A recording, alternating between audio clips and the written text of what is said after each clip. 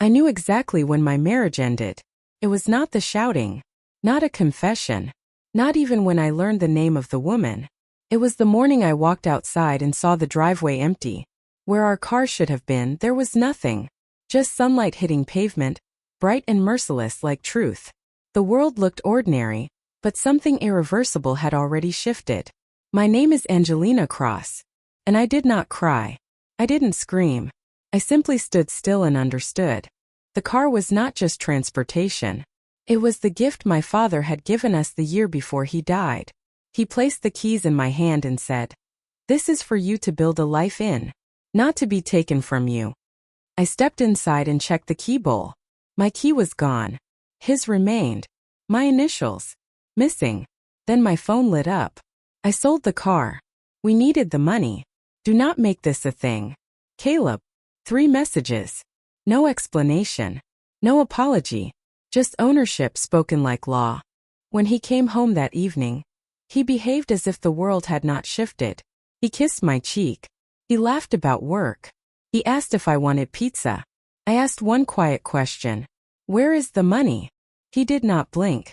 He did not hesitate.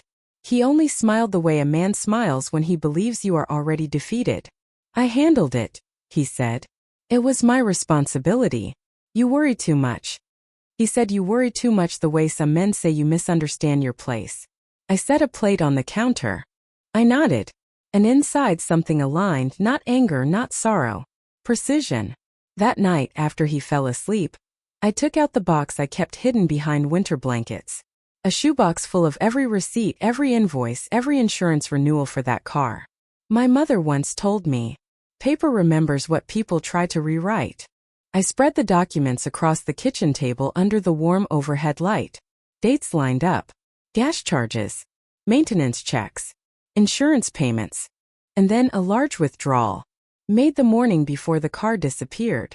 Marked with a note written in Caleb's handwriting. Personal expense. But that was not the moment I knew the truth. The moment was when I called the garage. No, Angelina, the manager said. Your sedan was not scheduled. Not this week. Not last week. Not at all. The lie was not just bold. It was practiced. The next afternoon, I drove past a small used lot on the edge of town. And there it was, my father's gift, parked with a sales sticker in the window. The same dent near the back door. The same tiny blue air freshener I had chosen. The one he said smelled too sentimental. I asked the dealer for the bill of sale. He brought it out cheerful, unknowing. Caleb's signature. And next to it, a shaky attempt at my initials. Forgery. Clear. Proven. Documented. I photographed everything. Not to confront him. Not yet. To prepare. Because betrayal can be loud. But justice? Justice is patient. Justice collects its evidence. Justice waits. When Caleb walked through the door that night, humming relaxed, sure of the story he believed he controlled, I already had everything I needed to dismantle him legally, publicly, and without raising my voice. But the universe, it seems, enjoys timing. My phone lit up with a message. No name. No context. Just one photograph. Our car. My car. Parked outside a woman's apartment. And in the reflection of the windshield, Caleb's hand on her waist. I did not break. I did not shout. I smiled. Because now, the law would be on my side. I saved the photo. Then I turned my phone face down on the table and sat very still. Stillness is misunderstood. People think stillness means acceptance. But stillness is preparation. Stillness is when the judgment begins. The woman in the photo had a name. I did not know it yet. But I would. That did not matter as much as the timestamp. The car was sold the morning before. The photograph was taken hours later. He had not sold the car for bills. He had sold the car to give it. I opened the shoebox again. I sorted the receipts into months. I laid them out in rows that formed patterns. I took out my laptop and logged into our bank account. Caleb never changed passwords because he believed secrecy lived in confidence, not caution. The statements loaded. Lines of transactions filled the screen. Gas stations near neighborhoods I did not know. Charges at restaurants I had never visited. Hotel fees recurring every second Thursday. At the bottom of the page, A florist. Weekly orders. Consistent. Expensive. Delivered to an address near the boutique hotel I recognized from the reflection. I called the florist. The woman on the phone was cheerful. Helpful. She confirmed the standing order. She said the flowers were always addressed to Cassie. There was the name. Light and pretty. Effortless. A name chosen for someone who expected to be adored. I thanked the florist. My voice remained calm. I ended the call and wrote the name in my notes. Cassie. Apartment near hotel. Receives flowers weekly. I did not go to the apartment. I did not want a scene. Scenes make noise. Noise favors the one who lies louder. I needed something better. Something undeniable. I needed paper. My mother's words echoed again. Paper remembers what people want erased. I searched Caleb's email. He used the same password for everything. The inbox opened like a door he assumed would always stay closed. There were messages, reservations, shared calendar events, frustrated notes about finding privacy, a receipt for a dinner tasting menu on our anniversary. My anniversary. That was the moment the hurt stopped feeling like pain and started feeling like fuel. One message stood out. Sent 1 week before he sold the car. She does not track anything. Trust me. A lie so confident it almost sounded like a blessing. He believed I was unobservant because I did not confront. He believed patience was ignorance. I saved everything. Screenshots. Dates. Times. Names. I printed the bank statements. I printed the florist invoices. I printed the email where he assured someone that I was harmless. The printer hummed like a quiet metronome. Steady. Unrushed. True. I spread the pages across the table. The story was visible now, not just felt. A timeline of betrayal written in transactions and signatures. I called my sister Marilyn. She has the kind of voice that sounds like truth even when it is tired. I told her everything. Not emotionally. Not dramatically. Just facts. She listened for a long time. Then she said one thing. You have enough to destroy him gently. Gently. The word mattered. This was not about screaming. This was not about revenge set on fire. This was about restoring balance. So what will you do? She asked. I looked at the printed receipts, the forged signature, the florist records, the photograph of my father's car with another woman leaning on it like a prize. I will let him tell one more lie, I said. Why? She asked. Because the last lie is the one that proves everything. That night he came home late. He set his keys on the counter. He kissed the top of my head. His routine unbroken. His confidence intact. Long day? He asked. Yes, I said. My voice was smooth, calm, precise. He poured himself a drink. Saturday. Checked his phone. Smirked at a message he did not hide quite fast enough. Then he asked casually, Are we okay? The question was a test. Not of my feelings. Of his control. I nodded once. Of course. He relaxed. Completely. Fully. Believing he was safe. I watched him breathe in that relief. I memorized it. Because tomorrow I would not confront him in our kitchen. I would confront him in front of someone who documents truth. I picked up my phone. I dialed a number. When the firm answered, I said, I need to speak to a family law attorney. I have documentation. The law office was quiet. Not cold, not warm. Just precise. The air smelled faintly of paper and ink. A place where words became binding, and signatures became destiny. Her name was Evelyn Hart. She didn't offer sympathy. She offered focus. Tell me what you know, she said. So I laid the pages out in order. The withdrawal slip. The florist receipts. The hotel charges. The forged signature on the bill of sale. The photograph of my father's car in front of another woman's apartment. I spoke clearly, carefully, without shaking. Evelyn didn't ask leading questions. She didn't widen her eyes. She didn't gasp. She simply nodded. You documented everything, she said. I learned to, I replied. She tapped the withdrawal slip. This is theft if the account is shared and used for personal benefit without consent. Then she tapped the forged signature. This is fraud. Then the hotel statements. This is marital misconduct. Her voice did not rise or fall. She dealt in facts. Do you want divorce? She asked. The question echoed in the room like something more than words. I didn't answer immediately. Divorce was not the point. Not yet. The point was truth. I want the car returned, I said first. She paused. Not surprised. Just observant. And then she asked. I looked at my hands. They were steady. I want him to learn I am not invisible. Her expression did not soften, but her gaze sharpened. Then we build leverage. She explained calmly. If we accused him outright, he could hide assets, move money, change passwords, claim misunderstandings. But if he believed I knew nothing, if he believed I was still quiet, he would continue making mistakes. And every mistake would be another page of proof. We will not confront him, Evelyn said. We will let him reveal more. She drafted a quiet request for account access confirmations. Routine. Innocent looking. The kind financial institutions respond to automatically. He would receive no alerts. She drafted a preservation letter for the hotel camera footage, and another for the florist's purchase logs, and one more for the dealership's bill of sale records. Paper trails were being locked in place. When I left her office, I did not feel triumphant. I felt aligned.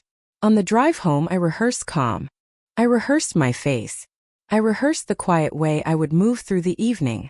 Because now, every conversation with him was evidence. Every pause. Every sentence. Every lie. I walked inside. He was in the kitchen, making pasta like we were living in a photograph of a marriage, not the ruins of one. He smiled. I picked up your favorite sauce. Thought we could have a nice night. He was good at this. The performance. The illusion of comfort. I matched him tone for tone. Smile for smile. Silence for silence. We ate dinner. We talked about nothing. The way couples do when they are trying to maintain the appearance of something that has already died. Afterward, he went to shower. His phone buzzed on the counter. Normally, he kept it face down. Tonight, it lay face up. A preview of a message appeared. From Cassie. Thursday works. Same room. Miss you. The device stayed still. The room stayed still. The world stayed still. Only I moved. I picked up the phone long enough to photograph the lock screen. Not to snoop. Not to steal. Just to prove. He returned, hair damp, towel around his shoulders. He kissed the top of my head like nothing had changed. And then, as if fate itself had a taste for irony, he said, "You know, I am glad we trust each other. I could not handle a wife who spies." Trust. A word he had set on fire long ago. I looked at him. Calm. Absolute. Unbroken. "We should always make sure we have everything in writing," I said. A simple sentence. A gentle echo. A warning hidden in plain sight. He didn't notice. Later that night, my phone buzzed again. The same unknown number as before. This time the message read, "If you want proof of everything, meet me tomorrow." I did not respond to the message right away. Desperation reacts. Strategy waits. I reread it. "If you want proof of everything, meet me tomorrow." No name. No details. Just a promise wrapped in warning. I saved the message and went to bed beside a man who slept peacefully, unaware that the ground under his feet had already begun to shift. In the morning, I told him I needed to run errands. He barely looked up from his coffee.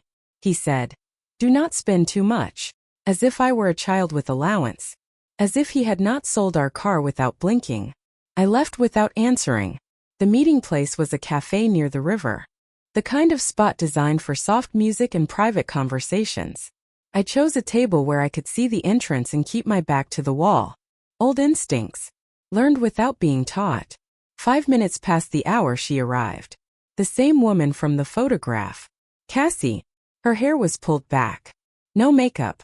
Her expression tight with something that looked like shame wearing a brave face. She sat down without asking. "You are Angelina," she said. I did not confirm. Silence is an answer when used correctly. She exhaled. "He told me you did not care about the car. He said you had your own money. He said you were cold." I let her speak. She needed to. "I did not know it was your father's," she continued. "When I saw the ribbon, I knew." There it was. The crack in her story. The moment guilt outweighed romance. She slid an envelope across the table. Not dramatic. Just deliberate. These are copies of the messages he sent me about you, she said. The excuses. The lies. The plans. I opened the envelope carefully. Not rushed. Not hungry. Inside were printed emails. Not forwards. Screenshots. Time-stamped. Undeniable. He had told her I was unstable. He had told her I was irresponsible with money. He had told her the car was his to give because she does not track anything. He had crafted an entire personality for me. A version of me that existed only in his convenience. Cassie looked out the window and swallowed hard. I broke it off, she said. The day I realized he was building a life on top of yours. I thought I was just stepping into love.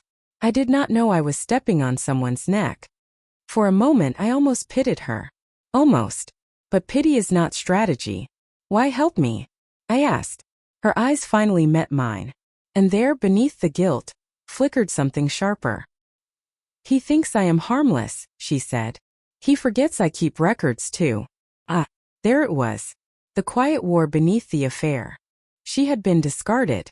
Not gently. Not kindly. And she had receipts of her own. Do you want revenge? I asked. She shook her head. No, she said. I want him to understand he cannot script the world. That was the difference between us. I did not need him to understand. I needed him to lose. We sat in silence for a moment.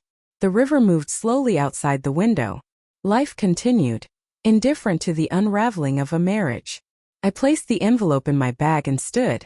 Cassie hesitated. You should know something, she said. He is planning to move money. He said something about a new account. One not tied to you. The puzzle snapped tighter. I had Evelyn.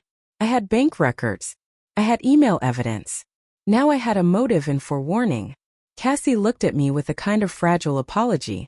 I did not mean to take your life, she said. I met her gaze. You did not, I replied. He gave it away. I left the cafe. The sky was overcast. The air heavy like the pause before thunder. I drove straight to Evelyn's office. She listened silently. She read the printed emails. She nodded once.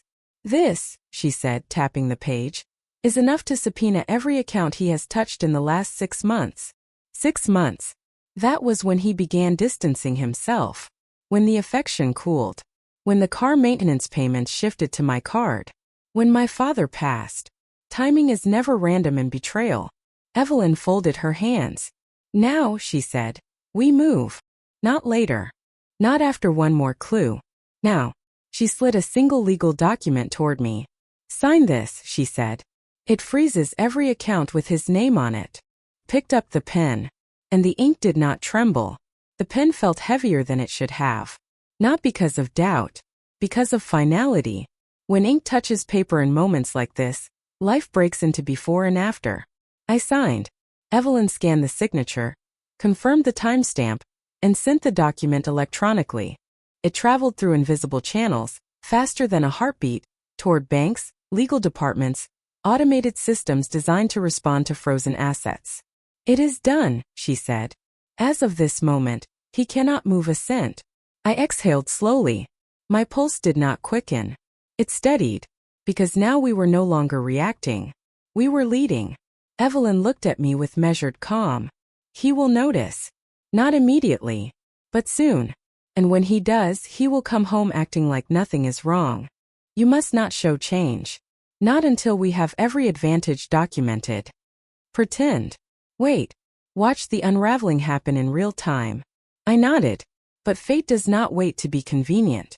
He called me before I even reached the parking lot. Hey, you free? His voice was chipper. Forced. Artificially warm. Thought we could go out tonight. Try that restaurant you like. The same man who had rolled his eyes when I asked for date nights. The same man who claimed work made him too tired to talk. Now suddenly available. Evelyn mouthed a word to me. Yes. Always say yes. Keeps them open. That sounds nice, I said into the phone. I will be home soon. He exhaled like he had passed some test. Great. Love you. Love. That word used as a curtain over locked doors. I did not say it back. When I arrived home, he was already dressed. Shirt ironed. Hairstyled. Not a trace of the man who claimed exhaustion after every workday. He kissed my cheek. A performance gesture. Not intimacy. His eyes were studying me. Measuring. Searching. He knew something was shifting. Not what yet, but something. We drove to the restaurant in silence disguised as comfort. The air tasted like withheld sentences. Halfway through dinner his phone buzzed. He glanced at the screen. And his jaw tightened. There it was. The freeze notification. He tried to hide it, but I noticed the flicker of panic in his eyes. Then the performance smile returned. Just work, he said. But his hand trembled slightly when he lifted his glass. He excused himself to make a call. I watched him through the window reflection. He walked outside. Raised his phone. Shoulders stiff. A man scrambling to confirm his control. But he had none. He returned to the table slower. He forced another smile and reached across the table to hold my hand. His thumb traced slow circles on my skin. Affection. Not real. Strategic. Angelina, he said gently, you know I love you, right? Truth spoken softly is still truth. Lies spoken softly are still lies. I looked at him with the calm I had earned. Yes, I said. I know what you say. His eyes flickered. He heard what I did not say. He did not speak again for the rest of dinner. When we got home he headed to his office. He closed the door quietly, but the walls were thin enough to hear the pacing, the muffled calls. The anger threaded through each syllable. I sat in the living room, hands folded, back straight, listening. Finally the door opened. He stepped out with the kind of expression a predator wears when cornered. Controlled, but fraying. Angelina, he said, voice tight. Did you do something to our accounts? Not my accounts. I stood slowly. Not defensive. Not confrontational. Just present. What do you mean? I asked. His jaw twitched. His breath shook. He was losing balance. The accounts are frozen, he snapped. Something happened. I need to know what you did. In that moment he realized something. This was not about the car. Not about money. Not about the affair. This was about power. I stepped closer. Close enough for him to see the clarity in my eyes. You should sit, I said softly. We need to talk. His face changed. Not with guilt. With fear. Because he finally understood. This was not the beginning of a fight. This was the beginning of the end. Before he could respond there was a knock at the door. Firm. Authoritative. And he froze. The knock echoed through the house like a verdict. Not loud, but final. He froze halfway across the room. His eyes flicked toward the door, then toward me, searching for answers I was not going to give him. Are you expecting someone? He asked. His voice was controlled. Too controlled. A calm wrapped tightly around panic. No, I said. He hesitated. Just one heartbeat. Then he went to the door. I stayed where I was, hands folded, breathing steady. Whatever was on the other side was not a surprise to me. Only to him. He opened the door. Two people stood there. Not police. Not neighbors. Process servers. The man in front spoke with the practiced neutrality of someone who does this often. Are you Michael Hartman? My husband swallowed. Yes. You have been formally served. The man handed him a packet of documents. Legal documents. Stamped. Prepared. Delivered. My husband stared at the papers, confused. He recognized the layout but not the content yet. His face changed expression by degrees. Confusion, disbelief. Then anger starting to surface like something rising from beneath ice. He closed the door slowly. Too slowly. He turned to me. You filed, he asked. Not shouted. Not demanded. Just asked. I did, I said. He took a step toward me. Not threatening. Just trying to understand the scope of what was happening. What is this? He asked, voice strained. What have you done? I did not answer his question with panic. I answered with truth. I froze the accounts. I initiated financial discovery. Every transfer you have made in the past year will be audited. His breathing changed. Not fast. Just heavier. You think you are going to take everything, he whispered. I met his stare. Calm. Quiet. Certain. I am not taking anything, I said. I am protecting what was already mine. The words hit him harder than shouting ever could have. Angelina, he said, we do not need to do this. We can fix this. I made mistakes, but I raised a hand, just slightly, not to silence him, to end the illusion. I know about the affair, I said. I know about the car. I know about the money you tried to move. I know every lie you told to her and to me. His face blanched. He had expected suspicion. He had not expected certainty. Who told you? He breathed. I almost smiled. He believed betrayal was a competition of secrets. He never understood betrayal as a pattern. You did, I said. In every inconsistency, every apology without remorse, every detail you forgot you had already rewritten. His jaw clenched. His eyes glimmered with something like desperation. Angelina, I never meant to hurt you. There it was. The most common sentence in the language of heartbreak. Yes, I said. You did. Not emotional. Not bitter. Just factual. He stepped forward again. We can go to counseling. We can remove the lawyers. We can. No, I said. He heard the ending in that single word. Silence grew between us. Thick. Panicked. Then he grabbed the documents, flipping pages with shaking hands, trying to catch up to the consequences that had already arrived. His voice cracked. You requested full financial transparency? That includes my business accounts. Yes. That includes tax records. Yes. That includes private correspondence. Yes. He looked up at me then, and the man who always believed he had the upper hand was gone. In his place stood a man who finally realized he was outmatched. You think you can win, he said quietly.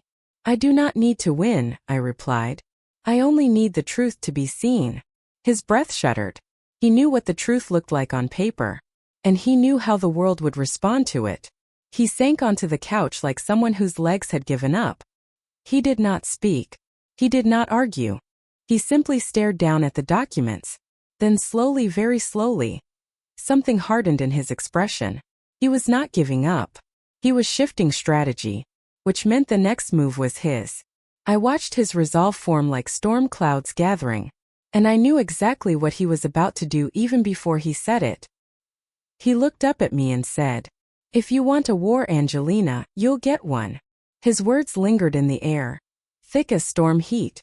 If you want a war, Angelina, you'll get one. I did not respond. War does not begin with raised voices. It begins with decisions. He stood, shoulders squared, as if posture alone could reclaim control. He grabbed his phone, his keys, his wallet. He was moving fast now. People who are losing always move fast.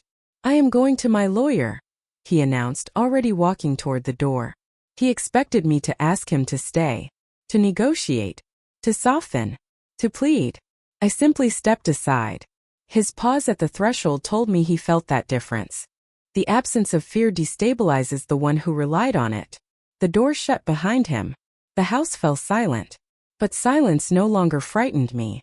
Silence was space. Silence was thinking room. I sat at the kitchen table and took out Evelyn's folder of documents. I organized everything in chronological order. Receipts, statements, screenshots, the photo of him handing keys to Cassie, the record of the wire transfer. I was not preparing to destroy him. I was preparing to prove the truth. There is a difference. Hours later, the front door opened. I expected anger. I expected shouting. Instead, he walked in with a strange, eerie calm. He removed his coat, placed his keys gently on the counter, turned to me like he was about to begin a quiet business negotiation. His voice was low. Too low. My lawyer says you are bluffing, he said. He says you do not have enough. He says you are emotional, acting out of bitterness. He says you will not follow through. He waited for a reaction. I gave none. He stepped closer, studying my face, searching for weakness, fear, hesitation. You cannot win without Cassie, he continued. And she already signed a non-disclosure statement. She is gone. I looked at him. Calm. Steady. She came to me, I said.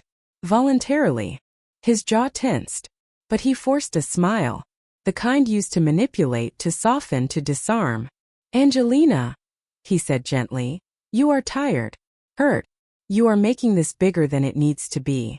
Look at everything we built. Look at our life. Just stop this. Come back to me. He reached out and touched my hand. I did not pull away. Because power is not always refusing someone's touch. Power is knowing what will happen next. Sit, I said quietly. Something flickered in his eyes. Recognition. Unease. But he sat. I took out the printed emails Cassie had given me and placed them on the table between us. Then I added the bank statements. Then the wire transfer confirmation.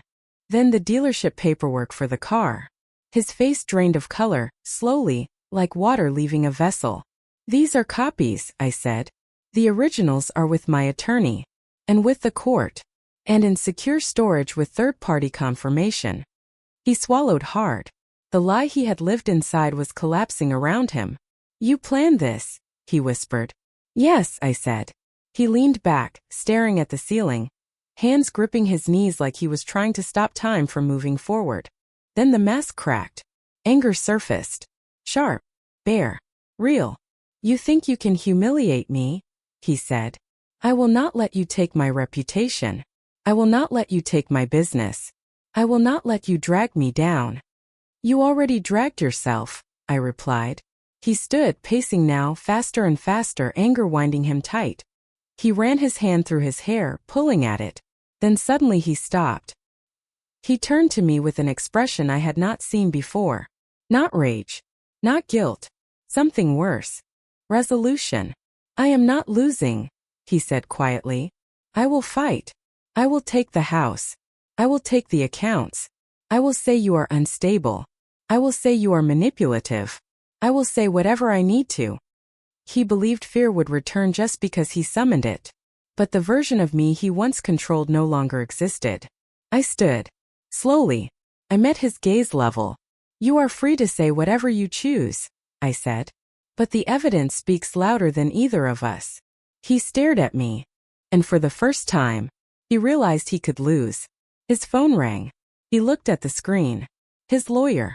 His face blanched. Something had already happened. Before he was ready. And I knew. The first consequences had arrived. He did not answer the call at first. He just stared at the screen, breath shallow, eyes darting as if trying to calculate every possible reason his lawyer might be calling again. Then he answered. Hello. A pause. His jaw clenched. I could not hear the words on the other end. But I did not need to. Every reaction was written across his face. First confusion. Then disbelief. Then something close to fear. He swallowed and forced his voice steady. What do you mean the accounts are inaccessible? I told you to reverse the freeze. You said we could contest it. Another pause. His eyes widened just slightly, barely a twitch, but I saw it. That is impossible, he whispered. I knew exactly which sentence he had just heard. Joint account documentation reviewed. Transfer attempt flagged. Assets classified under marital protection law. The law does not care who shouts louder. It cares who holds the receipts. He lowered the phone slowly. I didn't speak. He didn't look at me. Not right away. But then he did. And something had broken behind his eyes. You involved the court at the state level. Not a question. A realization. Yes, I said. He exhaled like the air had been punched out of him. He sat heavily on the arm of the sofa, staring at the wall, his mind running frantic calculations. He finally spoke, voice quiet and ragged. I thought you loved me. It was not a plea. It was an accusation. I did, I said. But love does not mean I let you dismantle my life. He shook his head. No. This is revenge. No, I corrected. This is correction. He didn't have an answer for that. For the next hour he moved around the house like a man searching for an exit in a burning building. He checked drawers, papers, filed cabinets, his home office, old desk folders. He was trying to understand how much I knew, and when I began preparing, the answer was simple. The day he sold the car. The day he treated memory like it had a price. Eventually he stopped pacing. He stood in the doorway of the living room watching me. Not with anger anymore. With calculation. Fine, he said. If you want this to go through court, it will. But do not expect me to play nicely. I will not roll over. I will hire the best. I will fight every inch. I will tear this house apart brick by brick before I let you take it. He waited for fear. But fear had left my body long before this moment. The house is in my name, I said. Your lawyer has already confirmed it. For the first time he flinched. He had known. But hearing it spoken out loud made it real. He turned away sharply, retreating down the hallway to his office again. The door slammed. Papers rustled. Drawers opened and closed. The keys on his keyboard clicked rapidly. He was trying to move money he could no longer move. Trying to contact advisors who could no longer advise him. Trying to rewrite a reality that had already shifted. Hours passed. Night settled. The house stayed quiet. But quiet does not always mean peace. I was making tea in the kitchen when I heard it. A single knock. Not loud. Not alarming. But unmistakable. The kind of knock that signals authority, not courtesy. His office door opened. He stepped out, pale, drawn, rigid. We both knew who it was before either of us approached. He moved toward the door. I followed. He opened it. 2 uniformed officers stood outside. Michael Hartman? The first officer asked. He swallowed. Yes. We are here to ask you some questions regarding a complaint filed for potential financial misconduct and fraudulent asset transfer. His breath stopped. Not a dramatic gasp. A halt. A life pausing mid-step. My heartbeat did not speed up. Because I had not filed that complaint. Evelyn did. At the state level. Automatically triggered when the subpoena documents were submitted. They were not here to arrest him. Not tonight. Not yet. They were here to document his initial response. He tried to regain composure. There must be a misunderstanding. The officer nodded politely. We simply need statements from both you and your spouse. Both. He turned slowly to look at me. He expected fear. Maybe guilt. Maybe hesitation. Instead, I met his gaze with steady calm. I will give my statement, I said. His throat worked as he swallowed. Because he finally understood. The story would not be written by him. His lawyer called again. This time he answered immediately. And the first words spoken on the line were, "Do not say anything without me there." They found the second account. His hand tightened around the phone. Not trembling. Just rigid. Like the moment before glass cracks. The second account, he repeated, low, controlled. His lawyer must have said more because his eyes closed. His shoulders dropped. A slow, dawning realization spread across his face. He was no longer fighting to protect himself. He was fighting to delay the fall. He hung up without responding. He stared at the floor as if something there could explain how everything unraveled. I remained still. Stillness is not weakness. It is power that refuses to panic. The officers were patient. They took statements calmly. They asked neutral questions. They left without handcuffs, without raised voices, without spectacle. But silence after law enforcement visits is never ordinary silence. It is a countdown. When the door closed, he finally spoke. "You think this makes you strong," he said, voice rough at the edges. "But strength is not winning in court. Strength is staying. Fighting for this marriage. Working through mistakes." I looked at him. "No," I said. "Strength is leaving the moment the harm becomes the pattern, not the exception." His jaw flexed. He hated when I spoke truth without volume. He moved to the living room and lowered himself into the chair across from me. Not to talk. Not to apologize. But to plan. He was strategizing. So was I. "I will contest everything," he said. "The house. The accounts. The pension. The businesses. I have more resources. More legal reach. You cannot outlast me." He believed endurance was his advantage. He still did not understand what he was up against. "You forget," I said quietly. "I have every receipt. Every document. Every timeline. Every contradiction. You taught me to double-check everything. You taught me to track details. You taught me to watch what people do, not what they say." His eyes flickered. He had, without realizing, trained the person who would dismantle him. He leaned forward. You think they will believe you because you have papers? You know how the system works. Judges look at behavior. They look at reactions. They look at how each spouse presents themselves. You think they will see you as rational? There it was. The tactic of men who rely on reputation. He was not going to argue evidence. He was going to argue credibility. I know how I appear now, I said. Calm, measured, prepared. He paused. He saw it. He understood it. I was no longer the version of me he built his power around. He stood up abruptly. I am going to sleep at David's, he said. I need space from this. He was not going to David's. David would not risk his law license by hosting someone mid-investigation. He was going to Cassie, to feel believed, to rewrite himself as the victim. Let him. He packed quickly. He slammed the drawers. He threw clothes into a duffel. He did not look at me again. The front door closed. Echoed. Stopped. I sat in the quiet. Not relieved. Not triumphant. Just finished with the part that required endurance. Now came the part that required precision. I opened my laptop, logged into the secure account Evelyn had created for me, uploaded the updated binder of evidence, time-stamped, encrypted, mirrored across 3 backups. Not because I expected him to destroy evidence, but because men who are losing make unpredictable moves. At midnight the phone buzzed. Not his number. Cassie's. For a second I considered ignoring it. Then I answered. Her voice was tight, shaking, guilty and frightened at the same time. Angelina, you need to know something. I waited. She inhaled sharply. He is not just trying to contest the house. He is trying to file to have you declared financially irresponsible, so he can claim you should not have control over any shared assets. I closed my eyes, not in fear, in understanding. He was going to try to rewrite me as unfit. The final strategy of a cornered man. I spoke steadily. Thank you for telling me. But Cassie's voice did not ease. There is more, she said. He is not planning to fight alone. He met someone. Not me.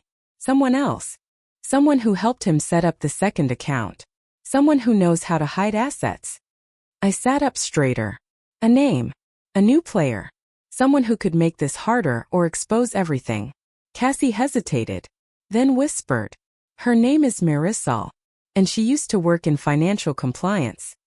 My pulse did not quicken, but everything inside me shifted. If she was telling the truth, then the person helping him hide assets was someone who knew exactly how to reveal them. Cassie's voice trembled through the phone, but her words were sharp enough to cut through every remaining doubt. Marisol, financial compliance, not a naive accomplice. A strategist. He had not simply tried to run from consequences. He had tried to engineer an escape. But people who know how to hide money also know how fragile hidden money is. And they all fear one thing. Documentation. I thanked Cassie and ended the call. Then I dialed Evelyn. Even at midnight she answered, not tired, not surprised. As if she had expected that this moment would arrive exactly like this, quietly, decisively. I told her the name. Marisol. Evelyn did not react with alarm. She reacted with precision. She worked for Fairmont Financial, she said. 2 years ago, she was dismissed for internal conflict. There are sealed records. I can request them. Not by force. By protocol. Because when someone leaves a compliance job under strain, they do not leave clean. Within 48 minutes, Evelyn had the employment file. Within 2 hours, she had traced 3 hidden accounts tied to Marisol's oversight. Within 6, state financial audit triggers were filed. Not against me. Not even directly against my husband. Against pattern transfers. The law does not care about stories. Cares about patterns. The next morning, I arrived at the courthouse alone. No trembling hands. No uncertain steps. The clerk processed the subpoena extension. The judge signed the protective financial order. This was not drama. This was procedure. When I returned home, his car was already in the driveway. He was in the kitchen pacing. Breath quick. Eyes wild. He didn't speak at first. He simply held his phone in one hand like it was burning him. They froze everything, he said finally. Everything. Business. Savings. Retirement. Accounts I have had since before we were married. Everything. He looked at me as if I had physically reached into his chest and taken something out. That is not possible, he said. You cannot do that. You cannot take what is mine. I stood across from him, calm as still water. You sold our car, I said. You hid assets. You committed financial misconduct. The system is not punishing you for loving someone else. It is responding to what you did. His voice cracked. You ruined my life. No, I said. You built a life on theft. I simply stopped it. Silence. He sat down. The fight was gone. Not because he accepted responsibility, but because he finally saw the full map of consequences. Then he whispered, I thought you would never leave. And there it was. The core of it. The truth beneath every betrayal. He believed permanence was my weakness. He believed love meant I would stay no matter the damage.